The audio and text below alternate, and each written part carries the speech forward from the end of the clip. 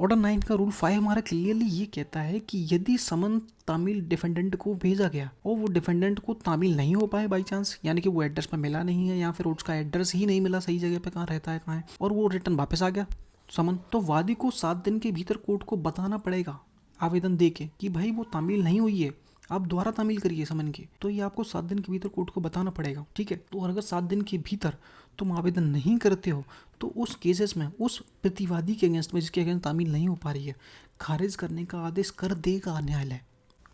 Hello everyone, welcome back this channel. आज हम बात करने वाले हैं सीपीसी का ऑर्डर 9 हमारा चल रहा था, 1 से लेके 4 तक तो हम कंप्लीट कर चुके हैं, और आज की वीडियो में आज हम रूल 5 और रूल 6 को क्लियर करेंगे, जिसमें बात की गई है कि यदि प्रतिवादी को समन भेजा गया है हाजिर होने के लिए, ठीक है, और वो तो उसकी तामील नहीं हो पाती है बाई चांस, ठीक है, अब वो तामील नहीं हुई है तो इसका मतलब वापस रिटर्न आएगा।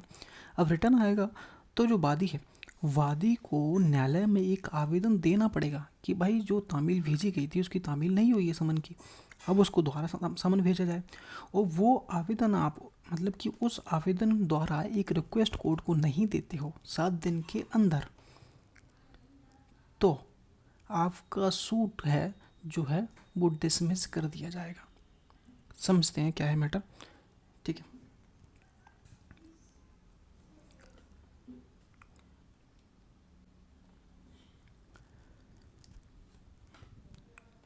सीपीसी ऑर्डर 9 रूल 5 हमारा क्लियरली कहता है कि जब समन बिना तामील के लौट आए और जो वादी है 7 दिन के भीतर एक नया समन जारी करने के लिए कोर्ट को आवेदन नहीं करता है, तो वाद का खारिज किया जाना। समझो इसके अंदर क्या कंटेंट की बात कर रहा है कि सब रूल 1 हमारा कहता है कि यदि किसी डिफेंडेंट या फिर कई डिफेंडेंट को समन जारी भेजा गया, ठीक है, और वह बिना तामील के वापस लौट आया, तो जो वादी है, जो वादी भाई साहब को 7 दिन के भीतर नया आवेदन देना पड़ेगा न्यायालय को कि सर जो तामील हमने भेजी थी, समन भेजा था, वो समन बिना तामील के वापस आ चुका है, इसलिए आपसे रिक्वेस्ट की जा रही है कि आप एक दोबारा से एक समन भेजो। ऐसा आवेदन आपको 7 दिन के भीतर भेजना पड़ेगा, जब वो रिटर्न आता है उसके 7 दिन के अंदर, ठीक है, जारी करने का आवेदन करना होगा न्यायालय से, ठीक है। और अगर 7 दिन के अंदर आवेदन वादी नहीं कर पाता है या फिर भूल जाता है किसी कारणवश से, तो न्यायालय मुकदमे को उस प्रतिवादी के अगेंस्ट में जिसके अगेंस्ट में उसका पालन नहीं हो पाया, यानी कि वो क्या बोलते हैं उसको तामील नहीं हो पाया है, उसके अगेंस्ट में खारिज करने का आदेश करेगा। यहाँ पे करे की बात कर रहा है, सकेगा सकेगी नहीं है भाई, यहाँ पे सेल का यूज़ हुआ है। मैं क्लियरली लिख लेता हूँ ताकि क्लियर रहे कि ये कंपलसरी है कि अगर 7 दिन के भीतर आपने कोई आवेदन नहीं दिया है समन भेजने के लिए, तो वहाँ पर न्यायालय खारिज करने का ऑर्डर कर देगा सेल, ठीक है। अब इसमें समझो, लेकिन वादी के लिए कुछ फ़ायदे भी दिए गए हैं कि वादी निम्न कारण बता सकता है, न्यायालय को सेटिस्फाई कर दे कि भैया हमारे पास पर्याप्त कारण था, न्यायालय कोर्ट को सेटिस्फाई कर देता है, तो न्यायालय समय बढ़ा देगा आपका। और सेटिस्फाई में आपको क्या करना है वो देखो भाई क्या है। फर्स्ट हमारा कहता है कि वादी ने पूरी कोशिश की, वादी कोर्ट को बोलता है कि भाई मैंने तो पूरी कोशिश की उसका पता लगाने के लिए, उसका पता ढूंढा, सभी मोहल्ले में पूछा, लेकिन मेरे को उसका पता नहीं मिला, तो उस केसेस में समय और बढ़ा देगा कोर्ट।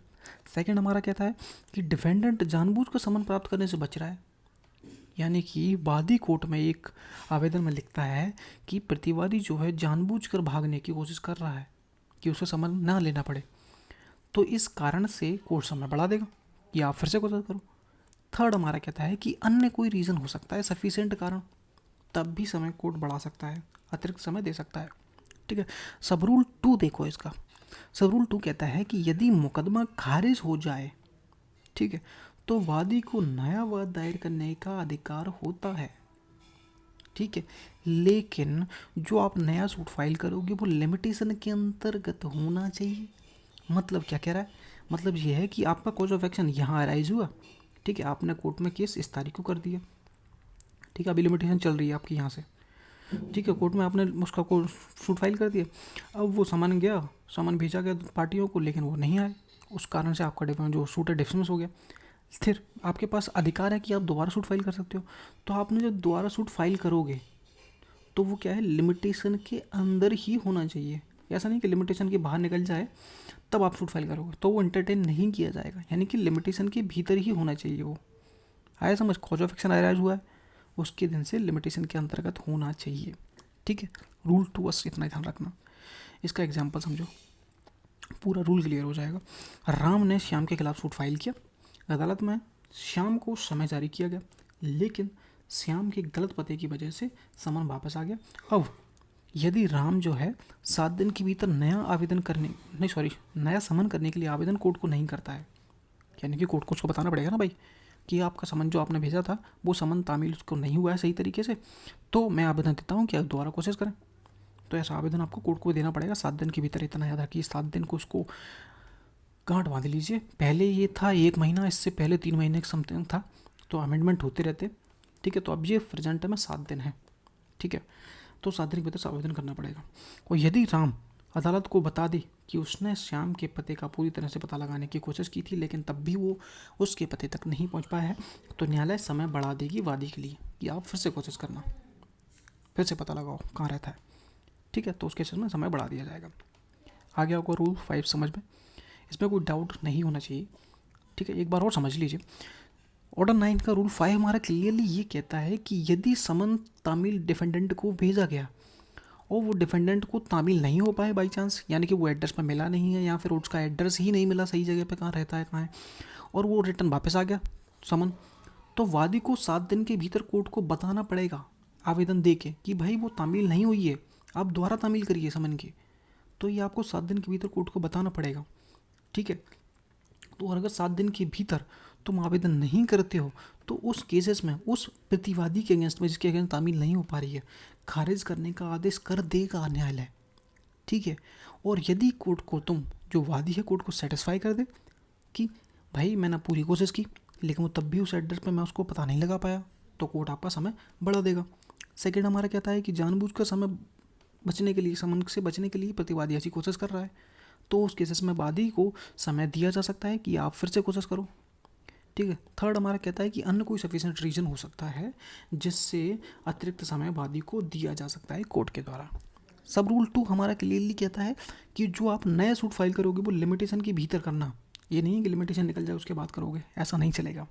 तो रूल 5 हमारा क्लियर होता है। कोई डाउट हो कमेंट करना, और वीडियो पसंद आए तो लाइक करना भाई, वीडियो को सब्सक्राइब भी कर देना। ठीक है, अब रूल 6 है। रूल 6 बात करता है कि जब केवल वादी उपस्थित हो तब प्रक्रिया क्या होगी, यानी कि यहाँ पर वादी तो है लेकिन डिफेंडेंट गायब है, तो उस केस में क्या होगा। समझो, रूल 1 हमारा कहता है कि जहाँ वादी की सुनवाई के दौरान वादी तो हाजिर है कोर्ट में लेकिन प्रतिवादी गायब है, तो क्या होगा।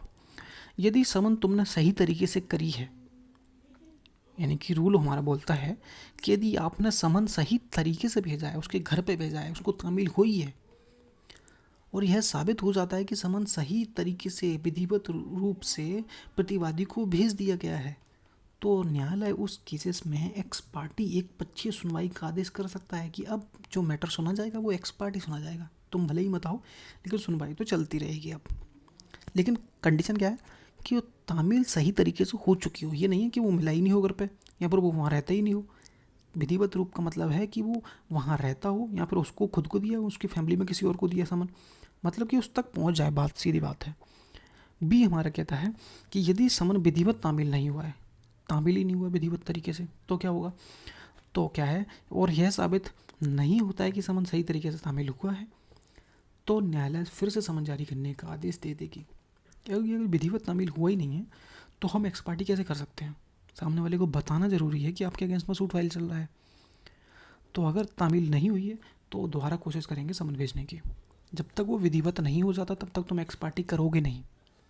ठीक है, सी हमारा कहता है कि यदि समन तामील हुआ लेकिन पर्याप्त समय डिफेंडेंट को नहीं दिया गया, यानी कि 1 तारीख को समन तामील हो गया, अब उसको बुला लिया भाई 5 तारीख को, और रहता है वो भाई 600 किलोमीटर दूर, अब आने में ही उसको 2 दिन 3 दिन लगेंगे ट्रेन से, तो उस केसेस में अगर उसको पर्याप्त समय नहीं मिला है और यदि साबित हो जाता है कि समन तामील हुआ था लेकिन उससे प्रतिवादी ने उपस्थित होने के लिए पर्याप्त समय नहीं मिला, यानी कि उसे हाजिर होने के लिए पर्याप्त समय नहीं मिला डिफेंडेंट को, तो न्यायालय जो वादी की सुनवाई उसको पोस्टपोन कर देगा, 1 तारीख से तामील हुई, 5 तारीख को हाजिर होने के लिए कहा गया, लेकिन अब उसको एक्सटेंड कर दिया जाएगा, तो वो 10 तारीख मान लेते हैं, 10 तारीख कर दी।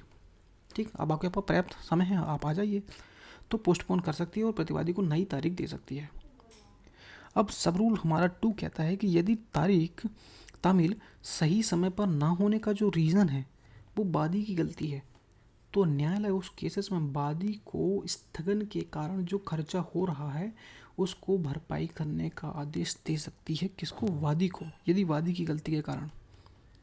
यानी कि ये वाला मैटर है कि यदि हमने डिफेंडेंट को हम समय पर नहीं बुला पा रहे हैं, उसका रीज़न तुम हो भाई वादी, तो स्थगन जो हो रहा है उसका खर्चा भी तुम ही दोगे। ये हमारा रूल 6 यहाँ पे क्लियर होता है। और समझो इसका नोट्स किस बारे में बात करता है।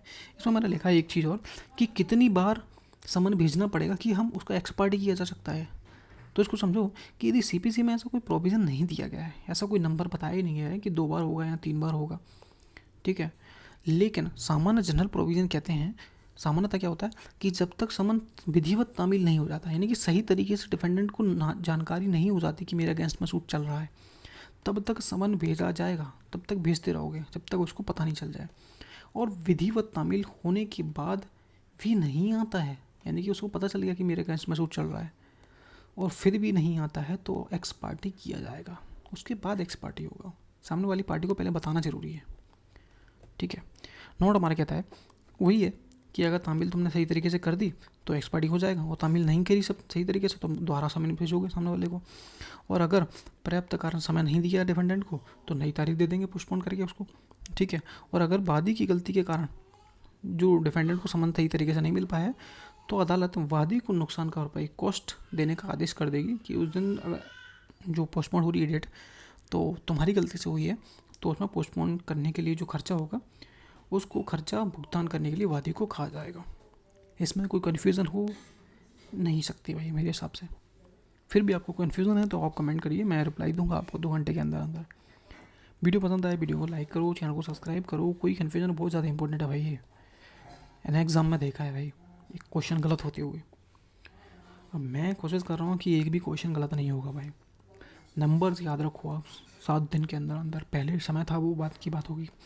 और कोई गलती होती है तो आप इसमें मेरे को कमेंट कर सकते हो कि भाई ये आपने गलत बताया या फिर आप भूल चुके हो, तो आप मेरे को बता सकते हो, क्योंकि होती हैं भाई गलतियाँ सबसे, ठीक है। जहाँ तक मैं कोशिश करता हूँ कि कोई गलतियाँ ना हो, ठीक है। और जब भी आप रिवाइज करोगे तो मैं रिकमेंड करूँ कि आप 1.5x पे इसको रिवीजन करो और पर डे करो, तो मेरे हिसाब से ज़्यादा रहेगा, ठीक है। तो इसलिए माइंड में बैठ जाएगा। मैं इसको याद करने की ट्रिक भी बनाऊंगा बाद में कि कैसे हमें याद करना है। तो आपका ये क्वेश्चन मैं रू ऑर्डर से नहीं छोड़ूंगा भाई, इतने बन सकते हैं उतने बनवाऊंगा। तो वीडियो को लाइक, चैनल को सब्सक्राइब जरूर करना। मिलते हैं नेक्स्ट वीडियो में। Thank you.